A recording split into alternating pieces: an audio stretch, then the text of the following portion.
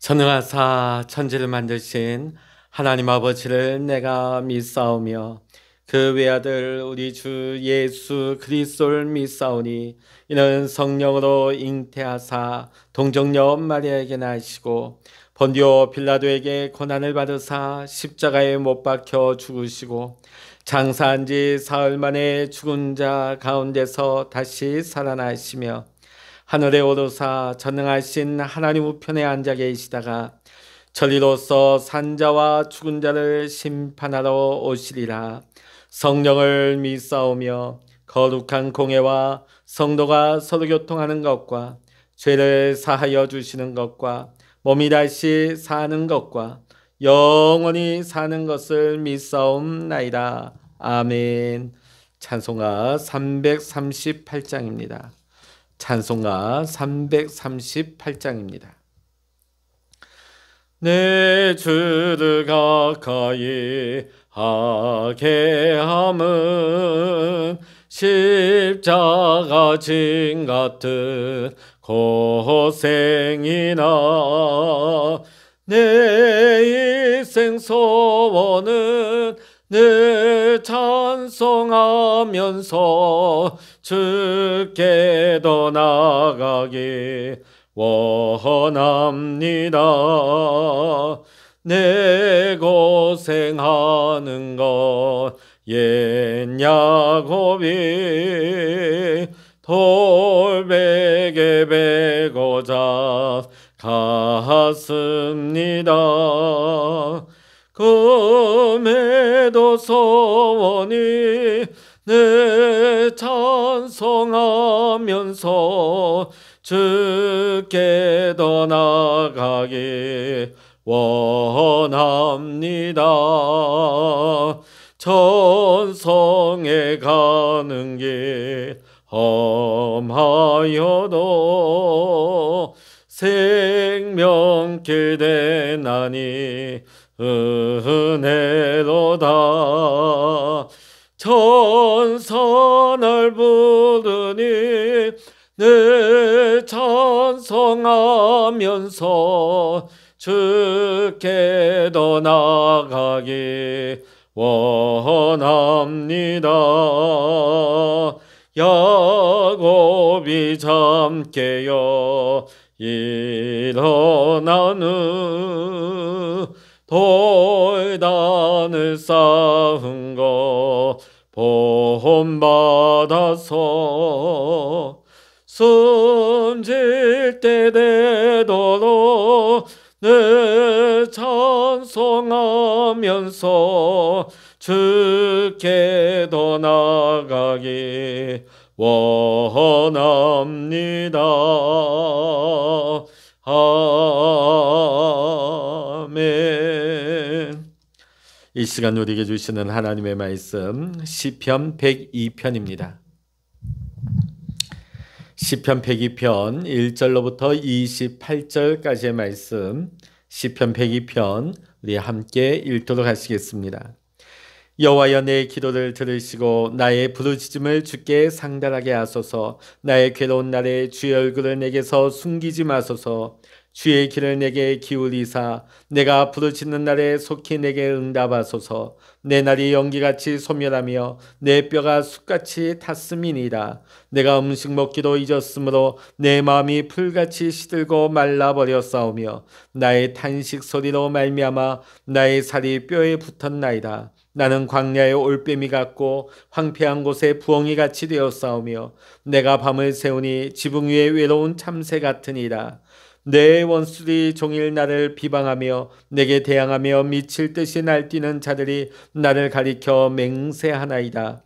나는 죄를 양식같이 먹으며 나는 눈물 섞인 물을 마셨나이다. 주의 분노와 진노로 말미암음이라. 주께서 나를 들어서 던지셨나이다. 내 날이 기울어지는 그림자 같고 내가 불에 시들어짐 같으니이다. 여호와여 주는 영원히 계시고 주에 대한 기억은 대대에 이르리이다. 주께서 일어나사 시온을 긍휼히 여기시리니 지금은 그에게 은혜를 베푸실 때라. 정한 기한이 다가오미니이다. 주의 종들이 시온의 돌들을 즐거워하며 그의 티끌도 은혜를 받나이다. 이에 문나라가 여호와의 이름을 경외하며 이 땅의 모든 왕들이 주의 영광을 경외하리니 여호와께서 시온을 건설하시고 그의 영광 중에 나타나셨습니다. 여호와께서 빈궁한 자의 기도를 돌아보시며 그들의 기도를 멸시하지 아니하셨도다. 이 일이 장래 세대를 위하여 기록되리니 창조함을 받을 백성이 여호와를 찬양하리로다. 여호와께서 그의 높은 성소에서 굽어보시며 하늘에서 땅을 살펴보셨으니 이는 갇힌 자의 탄식을 들으시며 죽이기로 정한 자를 해방하사 여호와의 이름을 시온에서 그 영예를 예루살렘에서 선포하게 하려 하심이라. 그때 민족들과 나라들이 함께 모여 여호와를 섬기리로다. 그가 내 힘을 중도에 쇠약하게 하시며 내 날을 짧게 하셨도다. 나의 말이 나의 하나님이여 나의 중년의 날을 데려가지 마옵소서. 주의 연대는 대대에 무궁하니이다. 주께서 옛적에 땅에 기초를 놓으셨사오며 하늘도 주의 손으로 지으신 바니이다. 천지는 없어지려니와 주는 영존하시겠고 그것들은 다 옷같이 낡으리니 의복같이 바꾸시면 바뀌려니와 주는 한결같으시고 주의 연대는 무궁하리이다. 주의 종들의 자손은 항상 안전히 거주하고 그의 후손은 주 앞에 굳게 서리이다 하였도다. 아멘.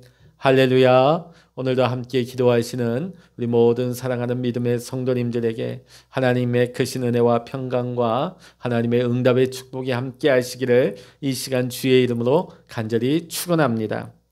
우리가 살다 보면 크고 작은 여러 가지 일들을 우리는 겪게 되어집니다.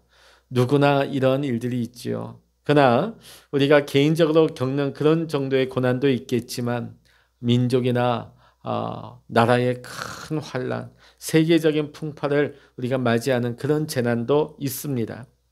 오늘 시편 102편을 기록한 사람이 누구인지는 분명하지 않습니다만 이스라엘이 망하고 바벨론의 포로로 끌려갔던 사람들 중에 하나가 아니었을까 하는 추측이 있습니다.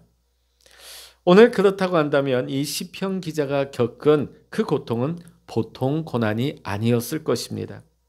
3절부터 11절 보면 그 심정이 얼마나 고통스러운지 구구절절 기록하고 있습니다. 3절에 보면 우리 3절 말씀 읽어보십니다. 내 날이 연기같이 소멸하며 내 뼈가 숯같이 탔습니다. 연기처럼 사라지고 뼈가 탔다는 거예요. 우리가 살면서 가장 고통스러운 것이 무엇이겠습니까? 희망이 사라지는 것, 소망을 가지지 못하는 것이 가장 힘든 것이죠. 희망이 없을 때, 소망이 없을 때 세상 사람들은 목숨을 이어가지 못하는 경우가 많습니다. 오늘 시편의 기자도 소망이 보이지 않습니다. 계속해서 뒤이어 나오는 말씀들을 보니까 4절과 5절을 보니까 그는 아무것도 먹지 못하고 6절과 7절 보면 잠도 자지 못하고 8절을 보면 주위의 모든 사람들로부터 무수히 욕을 먹고 있습니다. 또 9절을 보면 그의 눈물이 밥이 될 지경입니다. 이 모든 것도 힘들겠지만 더 그에게 있어서 힘든 것은, 두려운 것은 하나님께서 우리를 징계하셨다고 느끼는 것이죠. 10절의 말씀 읽어보시겠습니다. 주의 분노와 진노로 말미암음이라 주께서 나를 들어서 던지셨나이다. 이 고통이 주님께서 우리를 징계하셨기 때문에 주께서 우리를 던지셨다. 그러면 희망이 보이지 않는 것이죠. 자, 그런데 이 가운데서 이 시편의 기자는 깨닫게 되어집니다. 우리가 지난날 하나님께서 돌이켜라, 회개해라, 돌아와라, 그 무수한 선지자들의 외침의 소리를 우리는 외면하고 심지어는 그 말씀을 전하는 선지자를 핍박하고 죽이기까지 했다. 결국은 우리가 하나님의 징계를 받아서 바벨론의 포로로 잡혀왔구나. 이것이 깨달아진 거예요. 그러나 너무 늦었어요. 모든 상황이 이제 끝나버렸습니다. 그 심정이 11절에 나타나죠. 내 날이 기울어지는 그림자 같고 내가 풀에 시들어진 같으니이다. 모든 것이 끝나버렸다. 모든 것이 이제 상황이 종료됐다는 것이죠. 만일 우리가 이런 상황 가운데 처하게 된다면 과연 우리는 이런 고난을 견뎌낼 수 있겠습니까? 누구나 다 고난을 당하게 되면 시키지 않아도 다 기도하게 됩니다. 오늘 시편 기자도 하나님 앞에 기도를 드리고 있습니다. 1절의 말씀 다시 한번 읽어보십니다. 여호와여 내 기도를 들으시고 나의 부르짖음을 주께 상달하게 하소서. 자, 그런데 오늘 고난 중에 기도했지만 오늘 이 102편 내용을 쭉 읽어보면 내가 고난 중에 기도했더니 하나님께서 그 상황을 변화시켜 주셨다, 응답해 주셨다, 그런 내용이 아닙니다. 솔직히 말해서 시편 102편의 이 1절의 기도는 오랫동안 응답받지 못합니다. 무려 70년 동안이나. 그러나 70년 후에 비로소 이 기도가 응답받게 되어집니다. 시편 기자뿐만 아니라 동시대 모든 사람들이 이 응답을 보지 못하고 죽은 것이죠.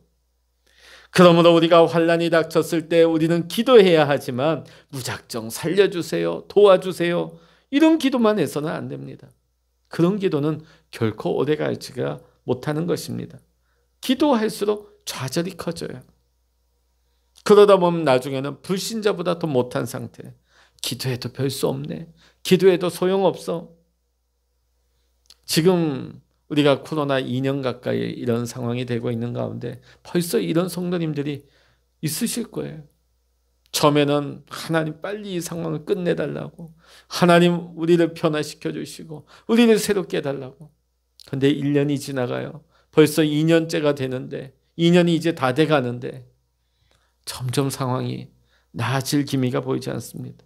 그런 마음이 어떨까? 힘들죠. 기도해도 안 되는구나. 기도해도 소용없어.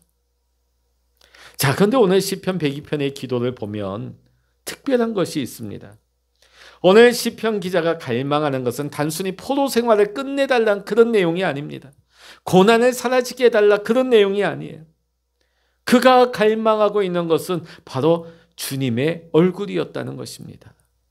2절의 말씀 읽어보십니다. 나의 괴로운 날에 주의 얼굴을 내게서 숨기지 마소서. 주의 길을 내게 기울이사 내가 부르짖는 날에 속히 내게 응답하소서. 아멘. 오늘 시편 기자는 지금의 이 문제의 핵심을 알고 있습니다. 그것은 자신들이 생수의 근원 되시는 하나님을 버렸기 때문이라는 것을 알고 있는 것입니다. 하나님과의 관계가 끊어졌기 때문에 이 모든 일이 벌어졌다는 것이죠. 여기서 우리는 진정한 기도란 무엇인가를 깨닫게 됩니다. 기도는 단순히 어떤 문제 해결을 위한 그런 응답의 문제가 아닙니다. 기도는 하나님과의 관계 회복이고 기도는 하나님과의 교제입니다. 때때로 우리가 간절히 기도하지만 하나님께서 명확하게 빨리 응답을 주지 않으실 때가 있습니다. 성경에 보면 대표적으로 요셉이 그러했습니다. 그는 하나님과 늘 함께하면서 기도하면서 하나님 앞에 부르짖었지만 아버지 야곱의 집으로 돌아가지 못했습니다. 감옥에서도 하나님 앞에 기도했지만은 그는 그 감옥에서 나오지 못했습니다. 그러나 하나님께서는 늘 요셉과 함께 하셨습니다. 그것이 요셉에게 가장 좋은 기도의 응답이었습니다. 어떤 형편 가운데서도 어떤 여건에서도 나와 늘 함께 하시는 하나님을 바라보고 하나님을 신뢰할 수 있는 훈련, 그 훈련을 하나님께서는 요셉에게 허락하신 것이죠. 오늘 우리에게도 이 믿음의 훈련이 필요한 것입니다. 여러분, 우리가 언제 가장 행복하고 언제 가장 강하겠습니까? 그것은 바로 하나님이 나와 함께 하심이 믿어질 때입니다. 믿으려고 막 애를 쓰는 것이 아니라 하나님이 믿어지는 것 말입니다. 이것이 고난의 때를 위하여 우리가 준비해야 할 우리의 믿음입니다. 이렇게 하나님의 얼굴을 구하던 시편 기자는 하나님의 응답을 받게 됩니다. 그 응답이 뭡니까? 찬양이 터져 나온 것입니다. 우리 12절 말씀 같이 읽어보십니다.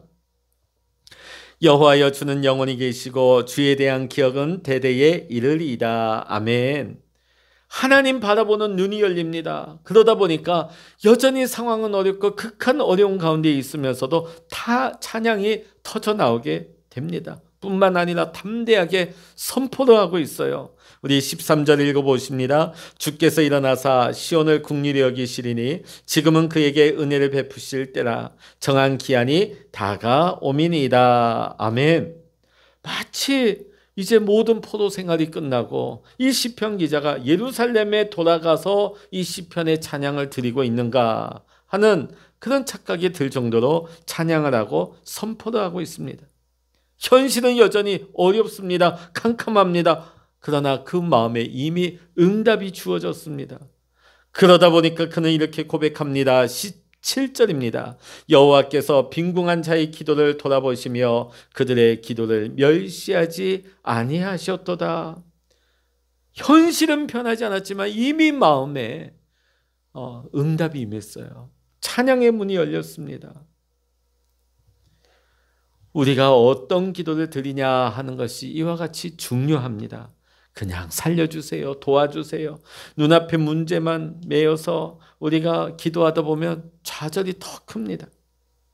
그러나 하나님의 얼굴을 구하는, 하나님을 갈망하는 기도는 결코 우리는 좌절하지 않습니다. 하나님은 반드시 응답하여 주십니다. 하나님은 반드시 그 기도에 하나님의 역사해 주십니다. 오늘 시편 기자는 이스라엘 백성들에게 놀라운 제안을 하나 하고 있습니다. 18절 읽어보십니다. 이 일이 장래 세대를 위하여 기록되리니 창조함을 받을 백성이 여호와를 찬양하리로다. 이게 뭔 말이냐면 오늘 시편 기자와 이스라엘 백성들에게 같이 제안을 하고 있어요. 다음 세대가 이 일들을 알 수 있도록 우리가 기록하자. 뭘 알 수 있도록? 우리가 왜 이런 환난을 당하게 되었는지, 우리가 이 어려운 상황이 어떤 상황인지 기록하고, 이 상황 가운데서 우리가 어떻게 기도했으며 우리가 기도할 때 하나님께서 어떤 응답을 주시고 은혜를 주셨는지 우리가 다 적자는 거예요. 그래서 그거를 누가 볼 수 있도록 아직 태어나지 않은 다음 세대의 후손들을 위해서 기록하자는 것입니다. 왜냐하면 시편 기자는 하나 걱정을 하고 있습니다. 과거에 그들의 선조가 하나님의 약속하신 젖과 꿀이 흐르는 가나안 땅에 들어와서 광야 세대가 죽고 나니까 그 바로 다음 세대가 하나님의 그 인도하심을 까맣게 잊어버립니다. 하나님을 버리게 됩니다. 결국 자기 소견대로 살게 되죠. 자기가 기준이 되는 삶을 삽니다. 그러다가 망했습니다. 오늘 시편 기자는 그런 우를 우리는 반복하지 말자. 지금 우리가 하나님의 이 응답하시는 은혜를 우리가 다음 세대가 깨달을 수 있도록, 다음 세대가 하나님의 은혜를 믿을 수 있도록 이 상황과 우리의 기도와 우리가 받은 은혜를 다 다음 세대가 읽을 수 있도록 우리가 기록하여서 남겨주자. 남겨주어서 하나님을 믿는 신앙이 끊어지지 않고 이어지게 하자는 것입니다. 오늘 여러분, 저는 여러분에게도 하나 제안을 합니다. 우리 초등학교 다닐 때 우리 일기 많이 써보셨죠? 숙제로. 그게 우리 어른 돼서 끝이 아니라 하루하루의 삶을 우리가 신앙의 일기를 써보는 겁니다. 특히 오늘 이렇게 아침 기도회 시작하시는 분들은 여러분 말씀 읽으면서 또 여러분에게 하나님께서 주시는 하나님의 그 내면의 말씀, 음성을 또 기록하시고 받은 은혜를 기록하시고 또 여러분의 삶 속에서 그 말씀을 적용하는 삶, 또 여러분의 삶 속에서 하나님이 어떤 은혜를 주셨는지 또 어떤 어려움이 있었는지도 다 기록하시고 또 하루를 마감하는 마치는 기도에 있어서 하루를 돌아보고 점검하고 또 신앙 안에서 마무리하는 그 모든 걸 한번 기록해 보십시오. 우리가 기록을 잘 안 하다 보니까 어떤 일이 생기느냐. 하나님이 내게 주신 은혜, 내가 했던 기도 다 잊어버린. 하나님이 분명 매일매일의 삶에 은혜를 주실 것만 우리가 놓쳐버려요. 잊어버립니다. 그리고 우리 가족, 자녀들, 우리 주변 성도들에게도 그 은혜를 나누지 못할 때가 많이 있습니다. 오늘 여러분, 오늘 시편 기자가 이 찬양과 이 고백을 남기지 않았다면 오늘 수천 년 전에 이 시편의 기자가 남겨놓았던 이 은혜를 우리가 어떻게 이 아침에 동일한 은혜로 누릴 수가 있겠습니까? 오늘 제가 드리는 이 제안을 한번 실천해 보시기를 부탁을 드립니다. 우리는 위기의 순간에 문제만 바라보기 쉽습니다. 제가 아마 이 아침 시간마다 말씀드릴 때 이 말씀 많이 드렸을 거예요. 제가 설교 말씀을 전할 때도 누누이 말씀드렸을 것입니다. 문제를 보지 말고 주님을 바라보자. 베드로도 그랬죠. 요셉도 그랬습니다. 베드로가 주님 바라봤을 때는 그 무리를 풍랑이는 바다 위를 문제없이 건너갔습니다.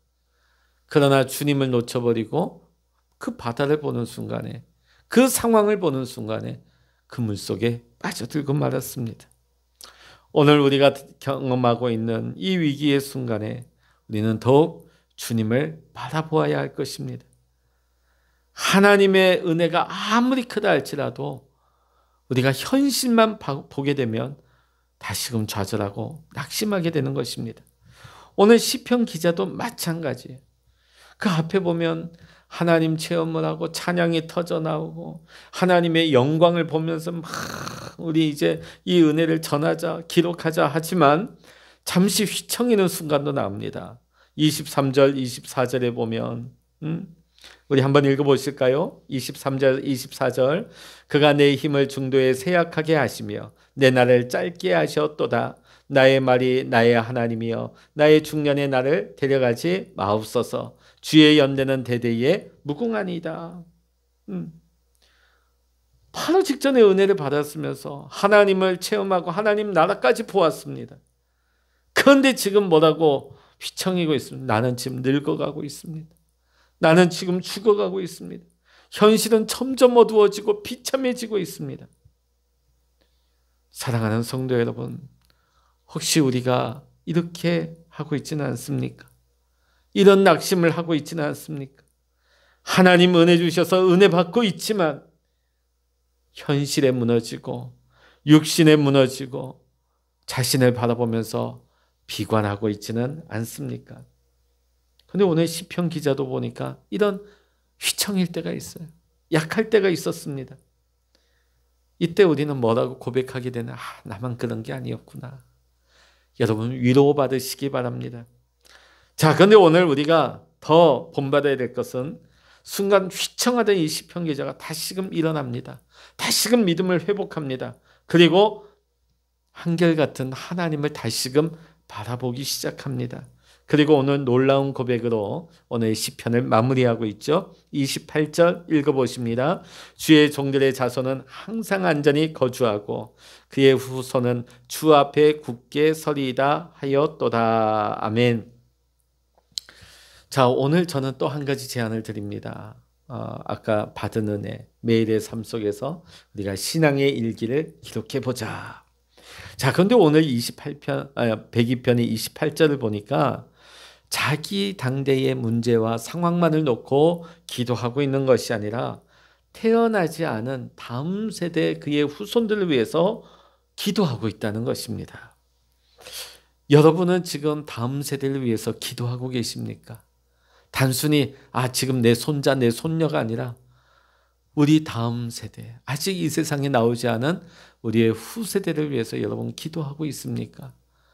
여러분의 기도가 쌓일 때에 우리가 상상하지 못한 시대와 그런 환난과 고난이 닥칠 때 그러할지라도 우리의 기도가 쌓여서 우리 믿음의 후세대들이 하나님의 은혜를 입게 될 줄로 믿습니다. 그래서 우리가 이 아침마다 우리가 기도할 때 단순히 지금 현 시대, 지금 우리 집안, 우리 보이는 것만 그것도 우리가 놓고 기도해야 되겠지만은 우리가 다음 세대, 아직 이 세상에 나타나지 않았지만 우리 후세대들, 또 우리 교회로 따지면은 다음 우리 교회를 이어갈 계속해서 우리 교회를 지켜나갈 믿음의 성도들, 다음 성도들 위해서 우리는 기도해야 될 줄로 믿습니다. 우리의 기도의 작은 불씨 하나는 약해 보이지만 기도의 불씨가 하나하나 모이게 되면 불을 이루게 될 것입니다. 그 불이 또 모이게 되면 큰 횃불이 될 것입니다. 그래서 저는 우리 교회가 작은 기도의 불씨 하나하나 우리 성도님들의 기도가 그렇게 모여서 우리 기도가 이 어두운 시대 가운데 불을 밝힐 수 있는 교회, 이 세상을 비출 수 있는 교회, 또 우리 가정도 이 어두운 세상 시대 가운데서 빛을 발하는 우리 믿음의 가정이 될 수 있도록 오늘도 주님 앞으로 더 가까이 주님과 교제하며 주님과의 관계 속에서 더 주님 안에서 내일을 위해서 소망 가운데 기도할 수 있는 저와 여러분 모두가 되시기를 이 시간 주의 이름으로 간절히 축원합니다. 기도하시겠습니다. 할렐루야. 하나님 아버지 감사합니다. 우리가 살면서 때로는 예기치 못한 어려운 환난을 당하지만은 우리가 문제를 바라보는 것이 아니라 우리의 힘이시여 우리의 생명의 근원이신 하나님을 바라보게 하여 주시옵소서. 하나님을 바라볼 때에 우리 안에 찬양이 회복되게 하시고 하나님 나라의 영광을 보게 하시며 하나님 아버지 다가올 다음 세대를 위해서 믿음으로 선포하고 우리의 신앙을 물려줄 수 있는 신앙의 전달자의 역할을 감당하게 하여 주시옵소서. 오늘 이 아침에도 우리가 기도할 때에 우리의 상황과 우리의 문제를 놓고도 기도하지만 우리의 다음 세대, 우리의 후손들을 위해서도 기도를 쌓게 하시고 또 우리 교회를 위해서도 또 이 시대와 역사를 위해서도 기도를 쌓아나갈 수 있는, 그래서 그 기도의 분량이 채워져서 하나님의 기도가 역사되어지고 비록 우리가 그 일들 다 보지 못한다 할지라도 70년 후에 하나님의 놀라운 회복의 은혜가 임하였던 것처럼 하나님 우리가 오늘 기도하는 모든 것들이 하나님 마침내 하나님의 나라 하나님의 뜻 가운데 하나님의 때에 열매 맺으며 하나님의 영광 위에서 실제가 되게 하여 주시옵소서. 응답되게 하여 주시옵소서. 모든 거 우리 주님 앞에 믿음으로 간구하며 우리 주 예수 그리스도의 이름으로 간절히 기도하옵나이다. 아멘. 찬양하라 내 영혼아, 찬양하라 내 영혼아, 내 속에 있는 것들아 다 찬양하라.